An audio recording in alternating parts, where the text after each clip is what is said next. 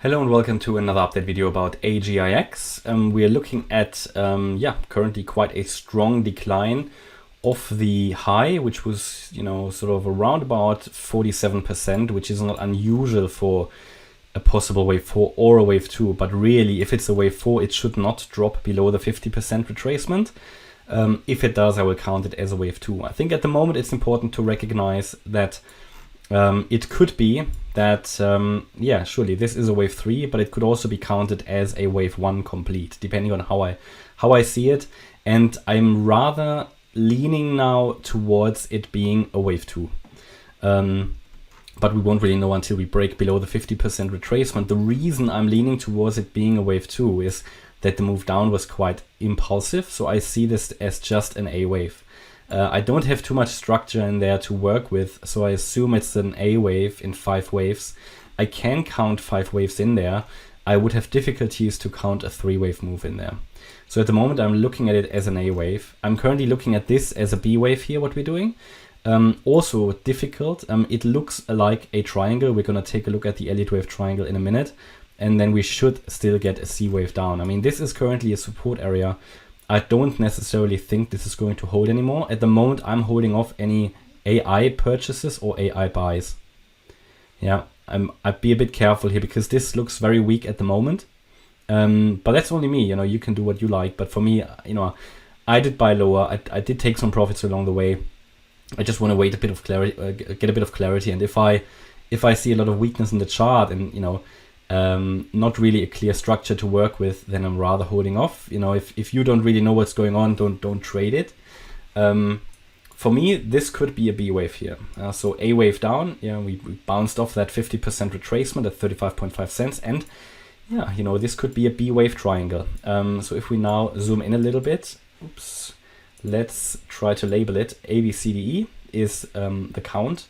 So A wave, B wave, C wave, D wave and E wave, and at any point now we could expect this to be complete. Now, do I necessarily believe it? The problem is, if this is an ABCDE triangle, it's very short as well, and it's not only short, it's also not very high. So yeah, I'm a bit concerned this might not be the right count. I'm going to show you why. But either way, we've got a triangle here, and you can watch out here for a possible breakout trade if you'd like to do so when this triangle breaks. Now, as with triangles, you never really know in which direction they break out, but it would suggest that it's a trend continuation pattern. Typically, that's what they are, especially contracting triangles, so you would expect it to break at some point here to the downside.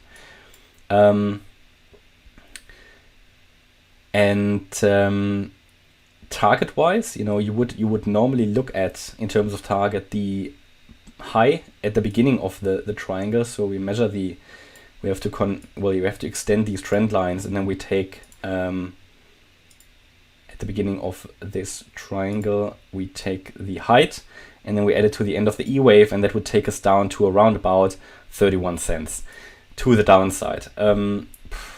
It would be quite short for the C wave, to be honest. This is one count. So in a scenario where we break to the downside, I think 31 cents would need to be the first target.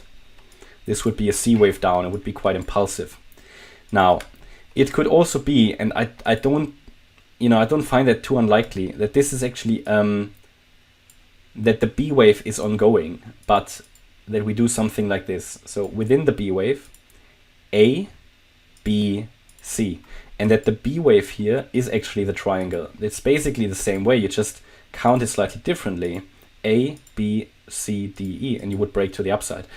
That's where we've got where the context comes into play. And for me, it would be quite a weak B wave just breaking down from here, which is of course possible. But now, if it breaks down, we're probably looking at 31 cents. Especially if we're breaking below this swing low here at 39.1. So if we break below 39.1, the first support will be around the 36 cent level, but then target would be 31. Should we go to the upside from here, it's the same thing, isn't it? We take the height as at the beginning of the triangle, plus minus a few cents, and move to the upside would take us to around 50 cents. I think that is even more likely, but we'll see. We'll see. You should be equipped for both scenarios in this case. In a triangle, it's a pattern of indecision. That's also why I can't tell you what's going to happen, but I can give you targets. I can tell you that this triangle is probably coming to an end, and that is something where you want to pay attention now at the moment, because, you know, triangle breakouts, you know, they normally are quite impulsive, especially if you have, you know, if you see reducing volume, you see reducing volatility, it's heading into an apex. There is not much more space, maybe until tomorrow, but then we should see a decision. I think the decision could be quite impulsive, so it will be interesting. And I want to get some clarity first here. What we certainly see at the moment is that this is still corrective.